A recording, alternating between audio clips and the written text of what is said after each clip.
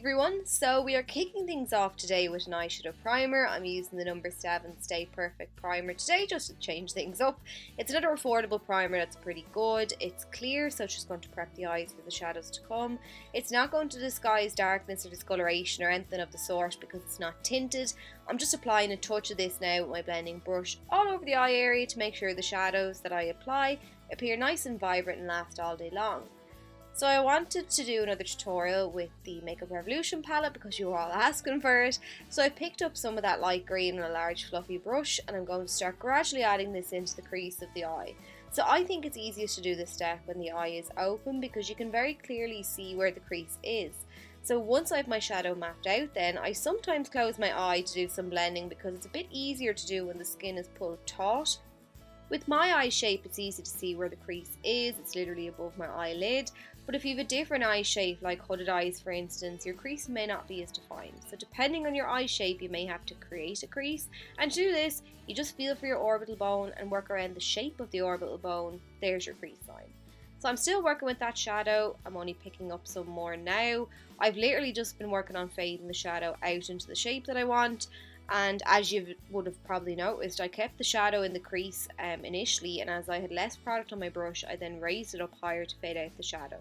So I've just applied a second layer of the green now to make it a bit more intense, and once I'm happy with the vibrancy, I'm then moving on to the lower lash line using a small bullet shaped brush to add some of that green all the way along the lower lash line and making sure to loop it up around with the shadow that's on the lid. Next then, I'm taking this slightly deeper green and a slightly smaller blending brush and I'm patting this shadow down onto the outer third of the lid and then I'm sweeping the shadow across into the crease. I'm not blending it up as high as the previous shade because we're in the process of creating a gradient, and I'm making sure to flick the shadow upwards and outwards towards the tail of the brow on that outer corner because I'm going for a winged out shape today as opposed to a rounded one. So once I've added a couple of layers of this shadow and I'm happy with how it looks, then I'm going to move on to the lower lash line once again.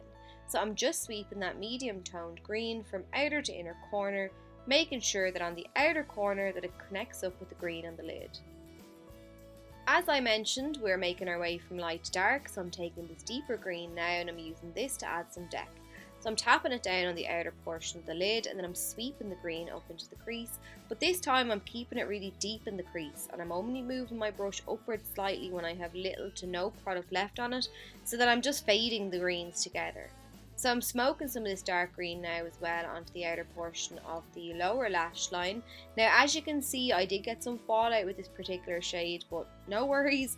Once I've finished applying the shadow, then I'm taking the brush that I used to apply my face powder and then a couple of quick swoops, then I'm dusting the excess shadow away and I'm buffing some tinted powder over the area. There are other ways of cleaning up, but this is a quick and easy way, does the job for me. So next then I'm going to take a black eyeshadow on a small pencil brush. So generally it's helpful to know that the darker the shadow that you use, the smaller the brush that you reach for. And this is just because in this instance I only want the black to cover a small area. I just wanted to add a little definition, and using a smaller brush allows me to be more precise and stops me from accidentally over applying the black. So I'm just tapping this down from the lash line onto the crease on that outer portion of the eye, and then I'm reapplying the black just down at the lash line because that's where I want the shadow to be darkest. Then I'm taking the blending brush that I used to apply the green and I'm buffing whatever is left on that brush over the centre part of the lid just to fade the black in with the green. I want no harsh edges. So now I'm using an angled brush to tap some of that black eyeshadow into the lash line, and I love this brush because it's got a curve to it, so it literally hugs the lash line and it makes the application process very easy to do.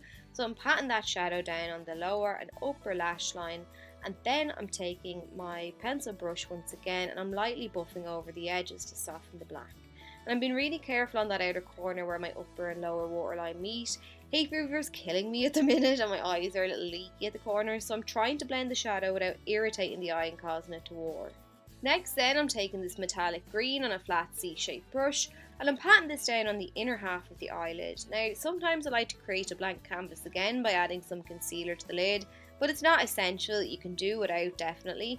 So I'm just adding a couple of layers of this shadow dry, making sure to pat the shadow onto the lid so I don't have unnecessary fallout. And then I'm picking up some more of the shadow, spraying my brush then with a little bit of water and reapplying. And this just makes those particles pop. So I just continue to add this shadow in light layers until I'm happy with how sparkly it is.